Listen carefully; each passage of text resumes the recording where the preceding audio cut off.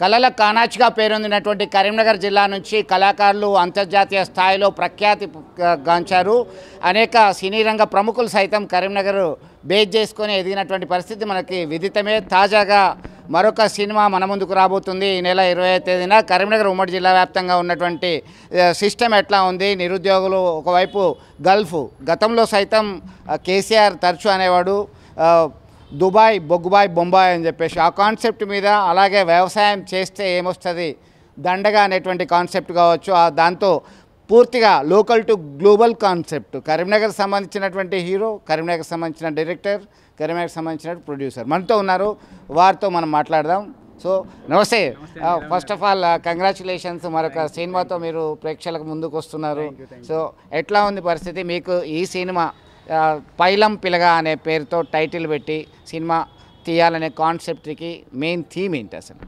యాక్చువల్గా ఏంటంటే మా బ్యాక్గ్రౌండ్ ఏంటంటే మేము యాడ్స్ చేసేవాళ్ళం.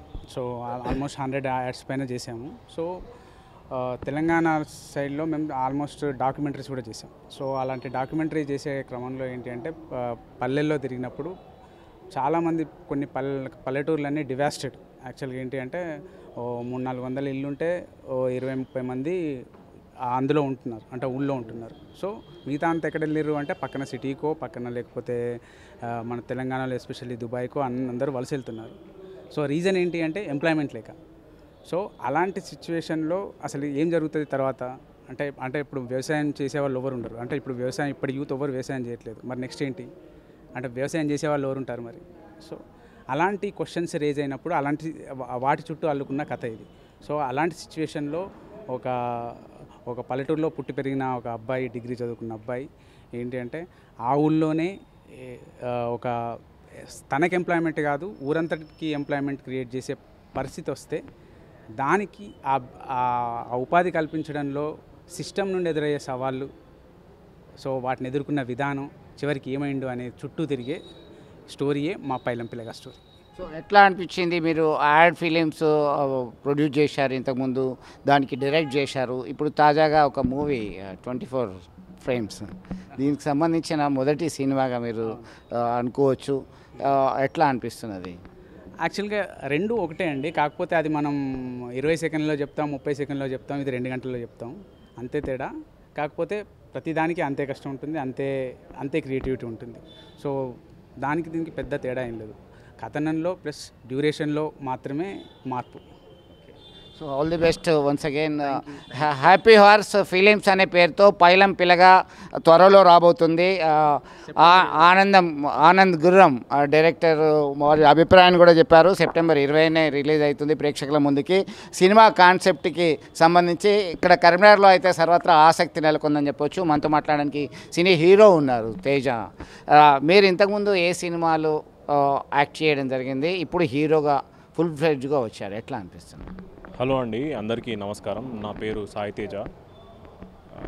తేజ. సో ఇంతకన్నా ముందు నేను చాలానే సినిమాలలో చేసిన. పిల్లగాడు అని ఒక వెబ్ సిరీస్లో యాక్ట్ చేశాను.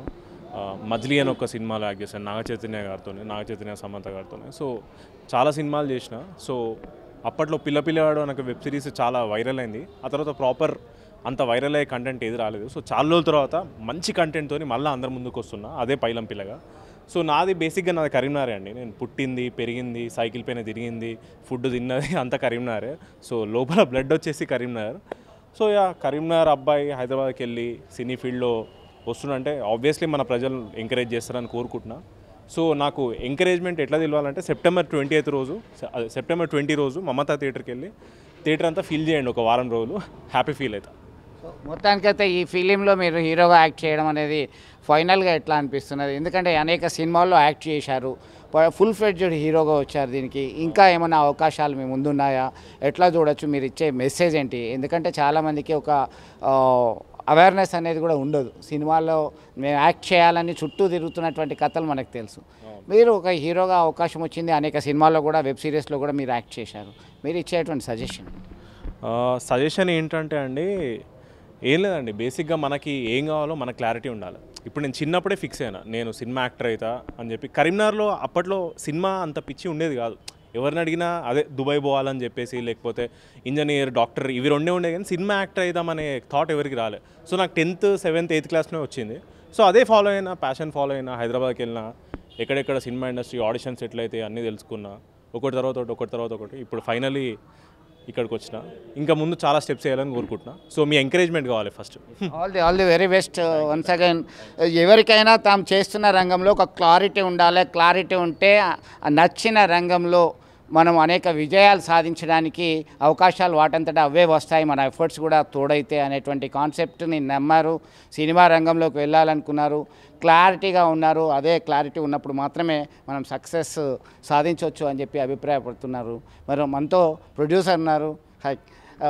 మీరు ఈ సినిమాకి ప్రొడ్యూస్ చేయాలనేటువంటి ఆలోచన ఎట్లా వచ్చింది, మీ గురించి చెప్పండి. ఓకే, నా పేరు రామకృష్ణ సార్. సో నేను ఒక్కడిని కాదు, దీనికి ఇంకా మా ఫ్రెండ్స్ అందరూ కలిసి ప్రొడ్యూస్ చేసుకున్నాం. So I'm one of the producers. So ఇక్కడికి ఈరోజు రావడానికి ముఖ్య కారణం, కరీంనగర్కి రావడానికి ముఖ్య కారణం ఏంటంటే 2 రీజన్స్ ఉన్నాయి. ఒకటి, నాది కూడా కరీంనగరే, మా డైరెక్టర్ ఆనంద్ గురంది కరీంనగరే, హీరో ఇంతకుముందే చెప్పాడు అతనిది కరీంనగరే. సో మేము యాడ్ ఫిల్మ్ ప్రొడక్షన్లో ఆనంద్తో పాటు కొంతకాలం పనిచేసిన తర్వాత ఒక సినిమా తీయాలనుకున్నప్పుడు, సో ఫ్రెండ్స్ అందరి సహకారంతో మేము ఇది మా మొదటి సినిమా, సో ఇలా తీయడం జరుగుతుంది. సో ఈరోజు కరీంనగర్కి అంటే ఈ సినిమా షూటింగ్ మొత్తం 100% కరీంనగర్లోనే జరిగిందండి. సో కరీంనగర్ ప్రజల నుంచి షూటింగ్ సమయంలో అద్భుతమైన సహకారం అందింది. చిన్న సినిమా అంటే చిన్న సెటప్లో చేసినా కూడా మాకు ఏది కావాలన్నా పక్కింట్లోనే అందరూ సహకరించి అన్ని సహాయ సహకారాలు అందించారు.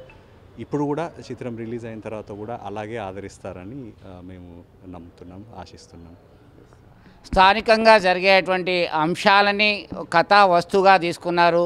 కథా వస్తువుగా తీసుకొని తమదైన శైలిలో వారు సినిమాని ప్రొడ్యూస్ చేసి, డైరెక్ట్ చేసి, దానిలో నటించినటువంటి నటీనటులందరూ కూడా కరీంనగర్ బేస్తో ఉండడము, తెలంగాణ ముఖ చిత్రం అందులో మనం కనబడుతుంది అనుకోవచ్చు. ఎందుకంటే ఓ హీరో తరచూ దుబాయ్ వెళ్తా, ఈ విదేశాలకు వెళ్తా అనేటువంటి కాన్సెప్ట్తో ముందుకు వస్తున్నటువంటి క్రమంలో తనకున్నటువంటి వ్యవసాయ భూమిలో ఏమి వండర్స్ క్రియేట్ చేశారనే కథ వస్తువుతోని మన ముందుకు వస్తున్నటువంటి ఈ చిత్ర యూనిట్ సక్సెస్ కావాలని మనము కోరుకుందాం. వీడియో జర్నలిస్ట్ సుమంత్తో కలిసి చంద్రశేఖర్, RTV, కరీంనగర్ నుండి. Thank you once again.